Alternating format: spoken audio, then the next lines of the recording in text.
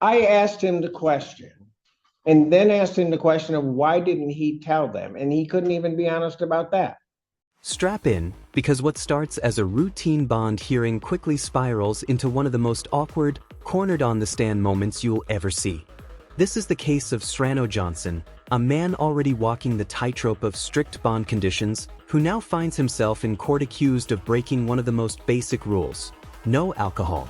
But here's the twist: Johnson didn't just slip up, he spun a story so unbelievable the judge had to break out the math to prove it was a lie. At first, Johnson claimed he only drank Odol, a non-alcoholic beer. But when his blood alcohol level didn't add up, the truth started leaking out. Yes, there was beer. Yes, it was against his bond. And yes, the judge was about to call him out in the most brutal way possible. By the end of this hearing, we'll see the defense scrambling to spin this as honesty, the prosecution dropping a bombshell about weapons, and the judge making a decision that leaves Johnson with no way out. Let's watch how this unfolds, and tell me in the comments. If you were the judge, would you give him another chance, or send him straight to jail? Court does call the case People versus Serrano Johnson. Public Defender Chelsea Vergils with and on behalf of Serrano Johnson. Mr. Johnson, please state your name. Serrano Johnson. I mispronounce your name every time, sir. Okay. I apologize. Thank you, Your Honor. Today is the time and date set for a probable cause conference. Regarding that, we are asking for an adjournment to show compliance with his bond conditions. I understand he's had a violation that we are prepared to deal with today. All right. Mr. Johnson is prepared to plead guilty to violating his bond by consuming alcohol on July 7th.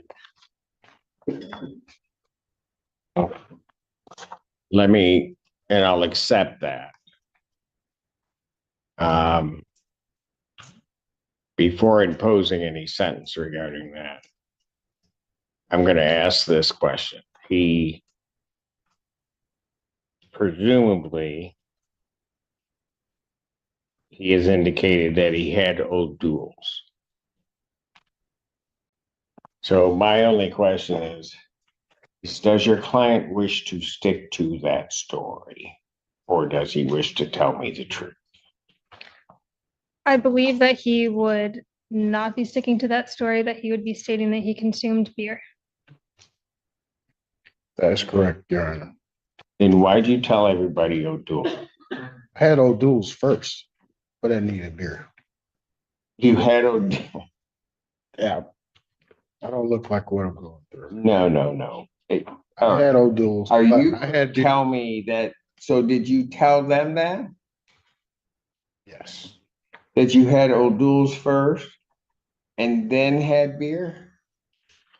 Maybe I omitted the beers, but yes. What? This is a textbook example of how lying in court, even by omission, can blow up in your face. Johnson thinks he's softening the truth by leaving out the regular beer and only mentioning the O'Doul's, but in the legal world, omission is still deception. Judges aren't looking just for partial truths. They want full transparency, especially when your freedom is already on the line. Here, the judge isn't just annoyed, she's dissecting his story, down to the number of drinks, to show the math doesn't add up. And when a judge starts using basic science against your testimony, it's not looking good. I omitted the beer. Hold it. You know what, sir? Don't play fast and loose. I got The it. story. I consume alcohol. I know that.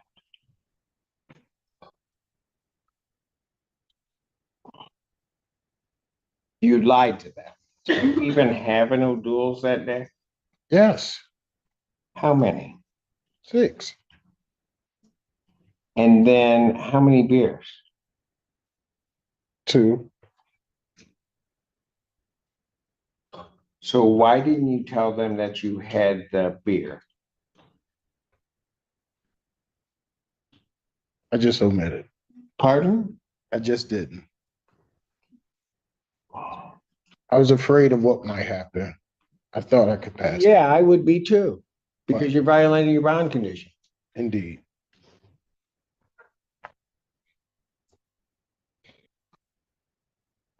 So, first of all, we did the calculation because the only story you gave is that you had duels. To get to the level that you were at, you would have had to have 25 duels in an hour.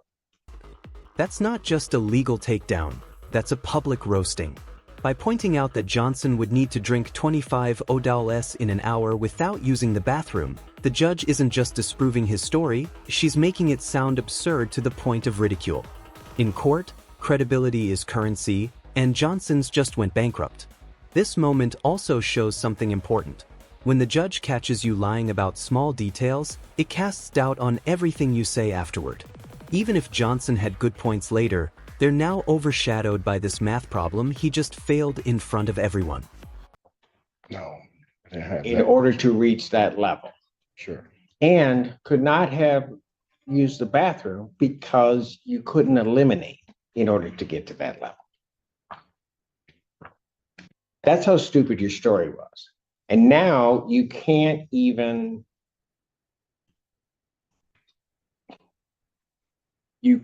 bring yourself to say that you were intentionally lying to them and attempting to mislead them. It was not just a simple omission. Counsel, what did you want me to do with this case?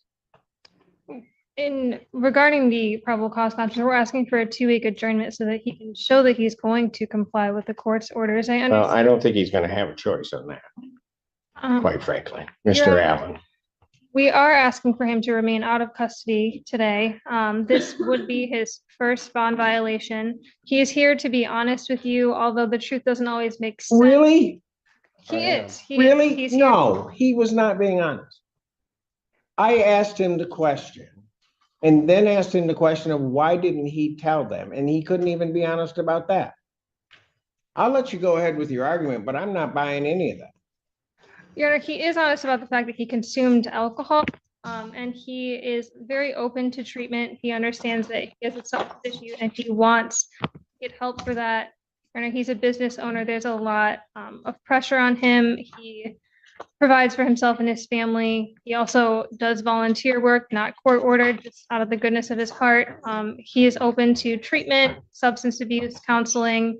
He plans to seek that regardless of whether the court orders it or not. We're asking you to keep him out of custody with a scram tether. Again, this would be his first violation. And he is asking for the opportunity to show compliance while out of custody. Anything from the people? Your Honor, we do have concern about Mr. Johnson's ability to comply with the bond conditions. As stated, this is his second offense. I think it's just a couple of years. We would note that in this case, he allegedly was not awake.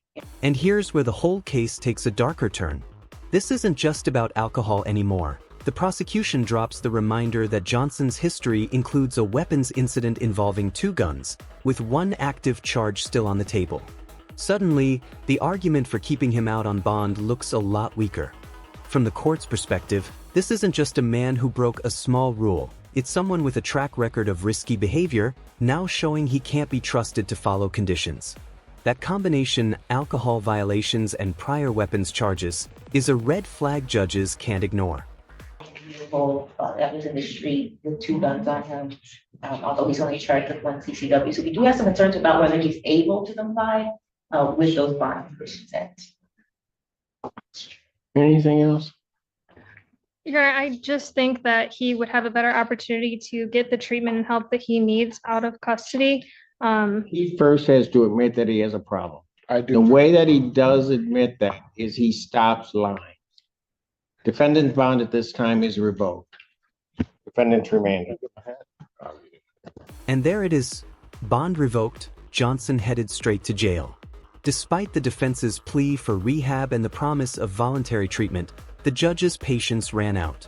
In her eyes, Johnson didn't just violate his bond. He lied, failed to take responsibility, and showed a history of dangerous behavior that made keeping him out too big a risk. This case is a sharp reminder. In court, your credibility can be the deciding factor between freedom and custody. Once it's gone, so are your chances. So, what do you think? Was the judge right to lock him up, or should he have been given that shot at rehab? If you found this case as shocking as we did, make sure to hit that like button, share your thoughts in the comments, and don't forget to subscribe for more jaw-dropping courtroom breakdowns.